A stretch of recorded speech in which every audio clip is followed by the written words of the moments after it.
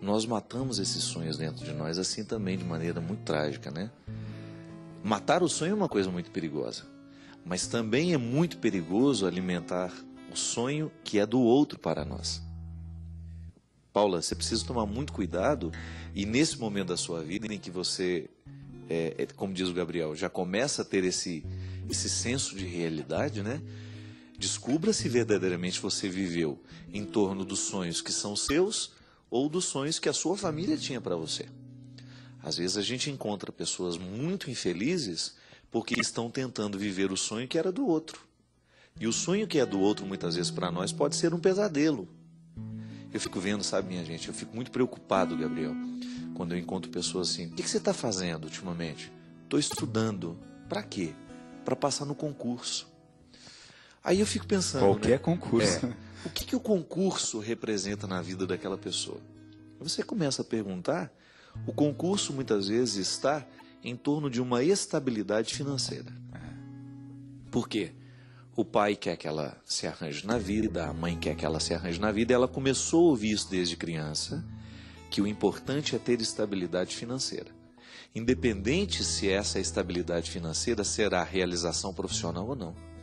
Porque, minha gente, uma coisa é você estar com uma estabilidade financeira. Outra coisa é você estar feliz com aquilo que você faz. Há aquele ditado, né? Ame o que você faz e você não vai trabalhar nenhum dia da sua vida. Exatamente. É verdade.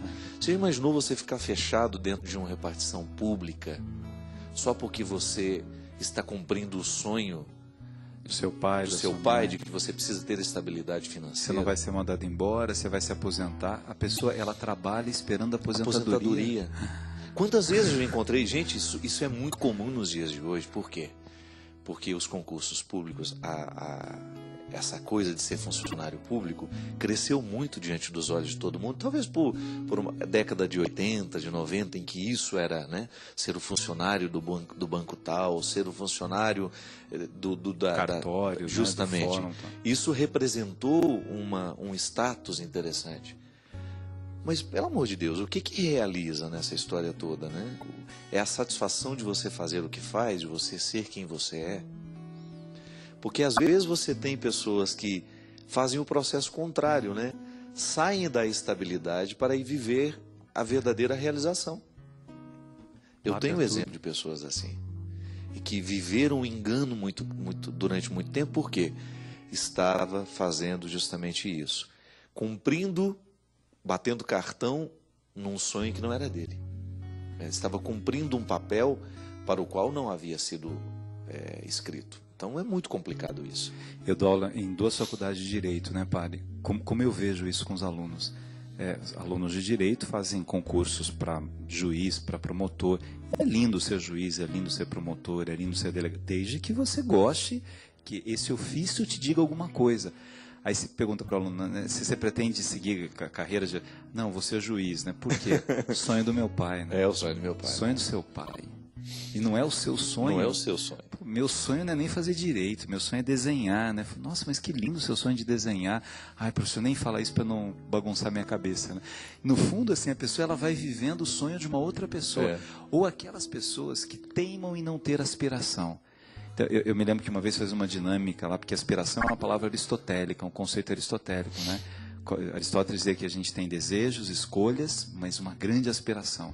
E eu tentava ajudá-los a perceber qual era a aspiração da vida. Aí uma menina falou assim, até de propósito, fazia para chamar a atenção. Eu não tenho aspiração e não quero ter. Nenhuma aspiração, nenhuma. Mas será que umazinha assim... Eu não tenho aspiração, só tenho um aspirador. Só tem aspirador. Nenhuma, né? Eu falei, a sua vida tanto faz, tanto faz. Eu falei, você gostaria de ficar doente? Não, doente não. Eu falei, então você já tem uma aspiração. É não ficar doente. Olha que coisa interessante. Se a aspiração para você não ficar doente, é que você acha que a doença não é uma coisa tão legal. Se não é para você, não é legal para o outro. Talvez você E aí você vai tentando ajudar a pessoa a perceber que tem uma aspiração dentro dela. Todo mundo tem. Só que ela está ali, né? Foi aspirada. Eu tenho uma história muito interessante. Passou pela minha vida. Uma vez eu conheci em Campina Grande um rapaz chamado Gustavo Floresta. Um garoto extremamente inteligente, um rapaz bonito, assim, cheio de sonhos, cheio de coisas, né? E eu, aos poucos, foi me aproximando do Gustavo até o momento em que ele veio trabalhar com a gente. Ele trabalhou na equipe da Talentos durante um tempo, sendo meu assessor. E eu percebi que o Gustavo não tinha nascido para ser meu assessor, que aquela passagem pela minha vida era muito transitória, era muito temporária. E eu não sabia bem ao certo qual seria o meu papel na vida do Gustavo, mas eu sabia que por acaso ele não estava ali. E o Gustavo veio, ele já estava quase que se mudando para Taubaté, para trabalhar diretamente com a gente. E o Gustavo era um desses meninos, assim, não com essa história toda, assim, né? Ele faz um curso de Direito, é um garoto muito inteligente, ele realmente gosta do Direito, mas toda vez que eu perguntava para ele o que ele queria fazer, ele respondia que ele queria fazer concurso. Eu falei, mas Gustavo, você precisa pensar um pouco além do concurso, né? E então, Gabriel, eu convidei, um dia eu vi umas fotografias do Gustavo, aí que eu cheguei à conclusão que aquele rapaz não tinha nascido para ser servidor público. A fotografia dele, o olhar dele é tão sensível que ele precisava especializar aquilo. Porque a fotografia é isso, né? Um olhar sensível sobre o mundo, né? E aí eu falei para ele, não, pelo amor de Deus, você vai, ainda que você decida ser um servidor público, você vai ser fotógrafo também. E aí ele já estava com todos aqueles, e incentivei ele ainda mais, e eu convidei para ele fazer as fotos do meu CD, Enredos de um Povo Simples.